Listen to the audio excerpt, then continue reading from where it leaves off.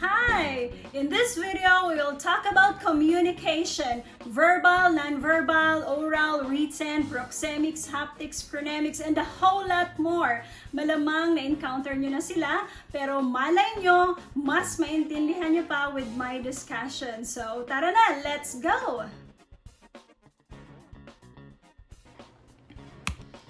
First, let's review the meaning of communication. So, according to Merriam-Webster, communication is a process by which information is exchanged between individuals through a common system of symbols, signs, or behavior. Let's take a look at this photo. So, someone's talking here, someone's presenting, and the others are listening. So, do you think they are communicating? Yep. So, there's information they're exchanging among them, and then of course common system, so there's language that all of them understand. Okay, the origin of the word communication, so certainly it originated from the Latin word communis, meaning common, and then communicare or communicare, also Latin term meaning to share. So do not forget this origin, guys. Mode of transfer. So there are two modes of transfer. One is verbal, so that's, with the use of words. And then non-verbal, that's with the use of facial expressions. So whether we smile, we frown, okay, the gestures, the body language, tone, volume, logos, pictures. So, facial expressions. So, when you smile, ngumiti ka, nakasimangot, and then ano pa, nakairap. Gestures. What's with the gestures? Okay, the gestures, the hand gestures, yung naka-open yung palm mo, naka-point ka, nakasara yung kamao mo, close fist, like that. Body language, so how do you sit? How do you walk? Okay, so naka-slouch ka ba pag naupo ka? Pagka ba tumayo ka, naka-chest out ka. So, lahat yan may kino-communicate. Iba yung posture natin pag may sakit, iba naman yung posture natin kapag nag-exercise, di ba? And then, tone of the voice. Ibang-iba yung sinabi mo, hi, good morning. Iba yung hi, good morning. Sa classroom, pagpasok ng teacher, good morning. Aba, mag-ready ka. Baka kasunod nun, get 1/4 sheet of paper. Okay, so alam nyo na. And then the volume, yung mga logo, bakit bilog ang logo, bakit yung iba ay square, bakit may kulay pula, bakit may kulay green. So they are communicating particular meanings. And then the same is true with pictures. So sabi nga, a picture speaks 1,000 words. Nakita mo lang yung picture, ang dami mo nang naisip. So nag-advance thinking ka na, nag-overthinking ka na. Okay? Or na-inspire ka dahil dun sa picture na nakita mo. Or na-offend ka. So there could be many meanings that could be communicated by pictures.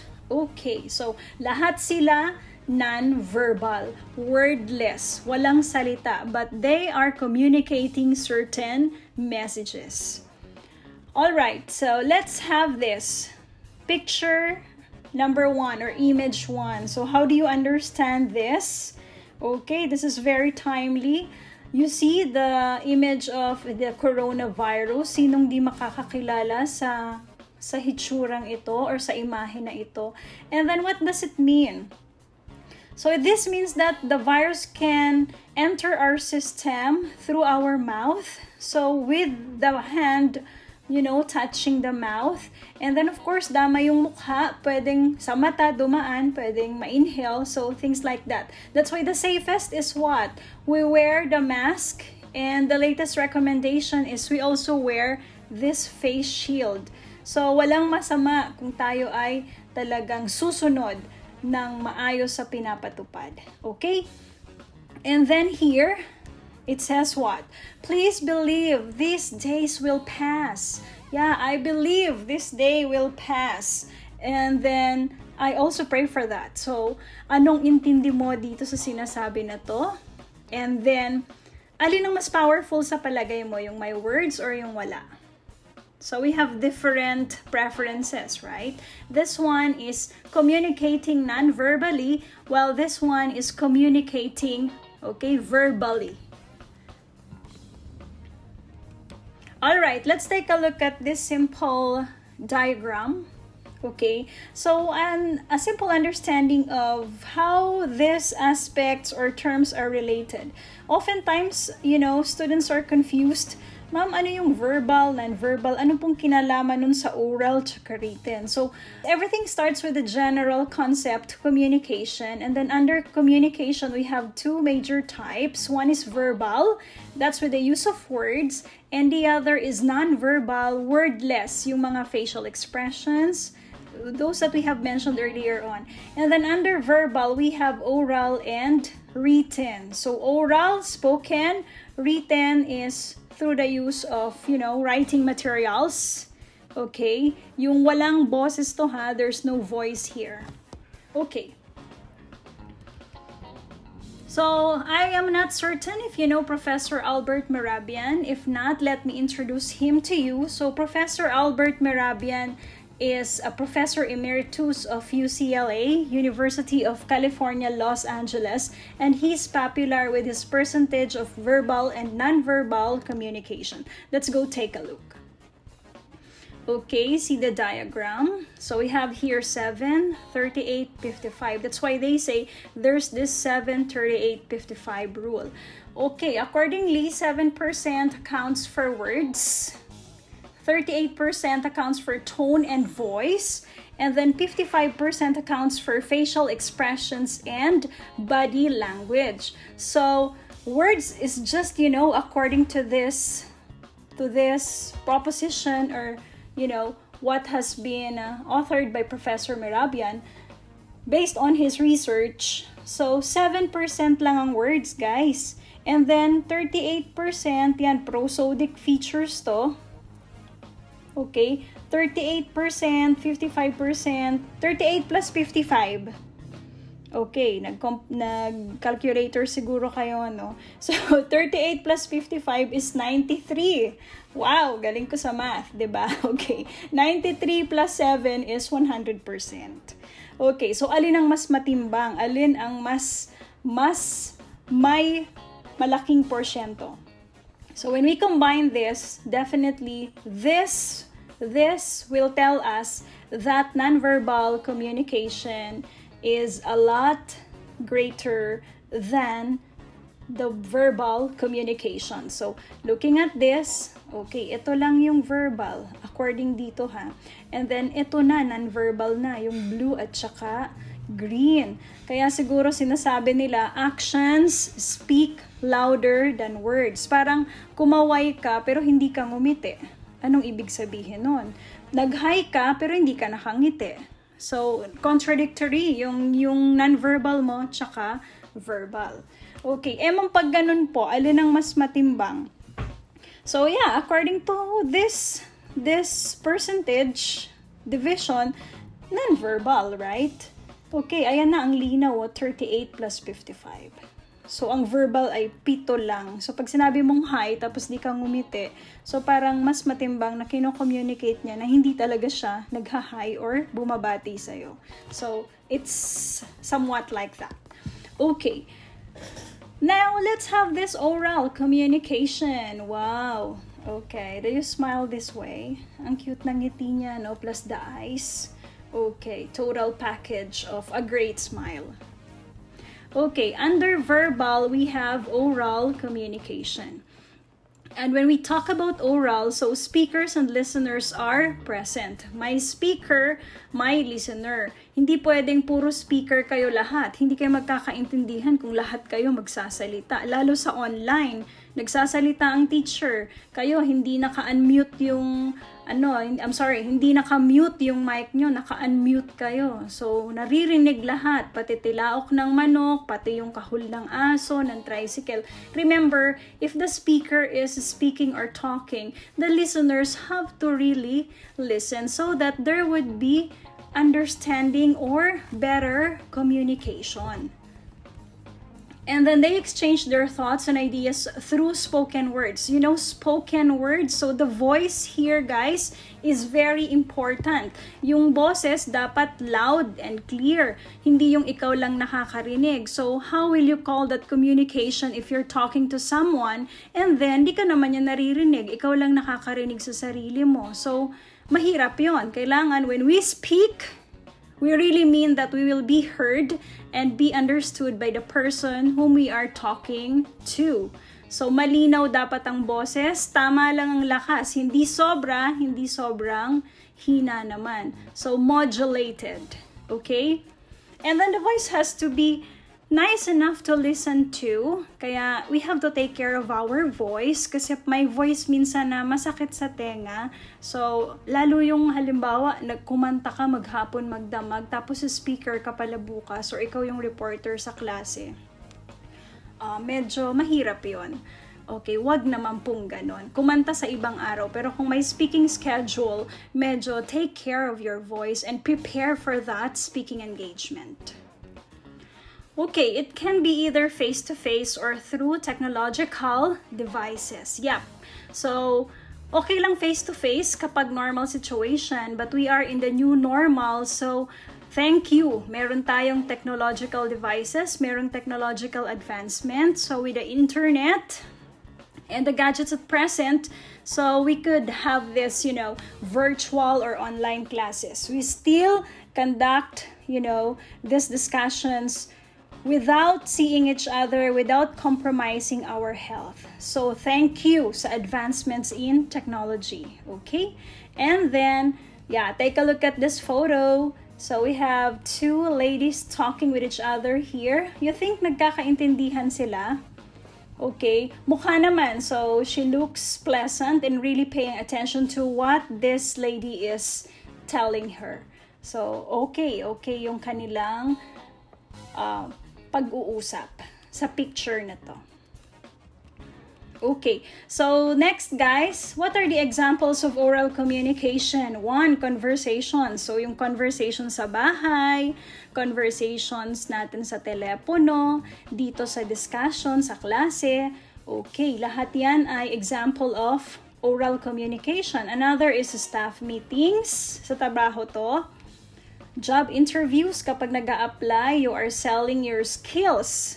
Okay, you are selling your expertise. You are offering them to the company.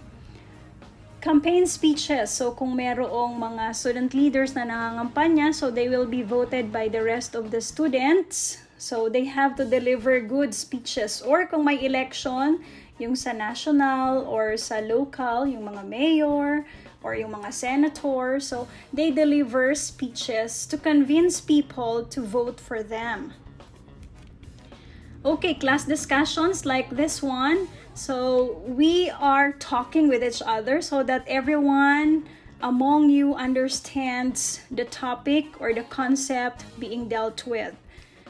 Phone calls, okay, that's one perfect example of oral communication. Tour guides, yan. Paano natin mas ma-appreciate yung lugar? Ang sarap mag-tour, di ba? Pero once normal na lahat, we can do this. Kahit local tour lang. And then meal orders. Kailangan malinaw para tama yung maibigay na item. Ngayon, karamihan drive-thru, dapat malinaw yung pagsasalita natin. Especially that minsan sa machine ay medyo malayo tayo. So, malinaw dapat so that we will be immediately understood. That's one prerequisite of oral communication. We speak clearly.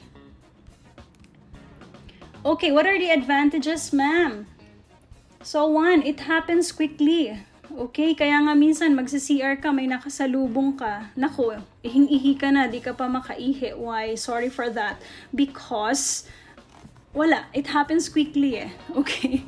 So, like that. We Filipinos are very sociable, kaya talagang ina-accommodate natin yung mga ganon na pakikipag-usap. Okay? Human relations kasi yon. So, it saves time. Totoo. Unlike kung i-email pa yung message. So, uses simple words. This one. Uses conversational informal tone. Kaya nga, talagang pag nakikipag-usap, di ba minsan halos di matapos-tapos. Kasi maganda yung exchange ng mga ano natin, messages, tsaka yung mga sinasabi, yung tono. Okay. Can verify or ask immediately. So, pagkausap mo, pwede mo nang itanong agad. The problem here is yung iba, natatakot magtanong, naghe-hesitate sila or nahihiyang magtanong. How will you understand? For example, in the class, online, hindi namin nakikita yung pagkunot ng noo nyo. Hindi namin nakikita na mukhang di nyo naintindihan or inaantok kayo. So, sa online classes, lalo guys, magtanong kayo, huwag kayo mahiya na itanong kay ma'am, pakipaliwanag po or ano pong ibig sabihin ito. So, we could really help you out. Do not pretend that you understand because it's not okay. If you keep on pretending that you understand where in fact you do not, so the more you will never understand the topic. So, please do ask. Pakiusap sa inyo. Pag di maintindihan, itanong. Okay? It's part of the communication process. And then can be coupled by facial expressions and gestures. So, yung mga pagngiti natin, pagkaway, pagpalakpak, yan. Lahat yan nagko-complement or nagsusupport doon sa mensahe natin. The tone, volume, and pitch give additional cues. Yan, lalo sa bahay. Alam nyo kung kailan galit nanay nyo. Pag sinabi, halimbawa, tinawag ko yung anak ko, Miggy, ay sweet pa yon. Pag sinabi kong Miguel, iba na yon. Lalo na pag sinabi kong Juan Miguel, buong-buo na yung pangalan, kulang na lang yung apelyido. Iba na yon. Baka galit na yung nanay nyo talaga kasi hindi kayo umaangat, panay ang gaming nyo. Okay. Example lang yun na. Okay, so let's have the disadvantages. Message can be forgotten or denied. Yeah. So anything that has been communicated orally can be forgotten. Pwedeng makalimutan. Pwede ring itanggi. Hindi ko narinig. Hindi naman niya sinabi yun eh. Hindi naman ganun pagkakasabi niya. So, wala na. Nabaliwala yung pag-uusap nyo. Another, prone to errors. Yep, lalo minsan kung fast talkers tayo, so hindi natin naiisip mabuti kung ano yung mga tamang wordings, yung tinatawag nating idiolect, yung mga choice of words natin, yung diction, yung ating vocabulary. Sometimes pala tactless na tayo. Where in fact, we should be tactful. Another, minsan naka-offend na pala tayo. Akala natin, ano lang tayo, straightforward, honest lang, pero pala naka-offend na. So, yung ganon. And then, no record. Yeah, there's no proof or evidence. It's true. Shy people may become passive. Yeah. So, yung mga mahiyain, tumatango na lang sila, hindi sila masyado nagsasalita. Okay, while the others, the bibo ones, sila yung, usually, they dominate the discussion. Kaya, bawasan yung pagiging mahiyain, guys. Okay, kasi disadvantage yun sa oral communication. You know, if you have something to tell, and it makes sense, it's important to say that. So, go on. Don't hesitate. Don't be shy.